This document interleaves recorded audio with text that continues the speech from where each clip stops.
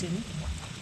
આજરોજ સવારે વહેલા 5 વાગે લિંબાયત નાઇટ પોલીસ પેટ્રોલિંગની ટીમને એક બાતમી મળેલ કે એક ઇસમ પોતાના કમરના ભાગે કોઈ હથિયાર લઈ અને લિંબાયત વિસ્તારની અંદર ફટાફેરા મારી રહ્યો છે. જે માહિતીના આધારે લિંબાયત પોલીસ દ્વારા આરોપીની પકડ કરવામાં આવી. ધરપકડ દરમિયાન એની પાસેથી એક હથિયાર કબજે કરવામાં આવ્યું. રાત્રિનો સમય દરમિયાન હતો તો હથિયારમાં કોઈ રાઉન્ડ મળી આવેલ નહીં. જેથી હાલ રિકન્સ્ટ્રક્શન પંચનામું એટલા માટે કરવામાં આવ્યું હતું કે રાત્રિ દરમિયાન કોઈ રાઉન્ડ અગર અહીં મળી આવે તો એની તપાસ માટે આરોપીને લાવવામાં આવેલો. આરોપીનું નામ છે સમીર શાહ રાશિદ શાહ, જે અડાજણ પાટિયા બાપુનગર બોરડી ખાતેનો રહીશ છે.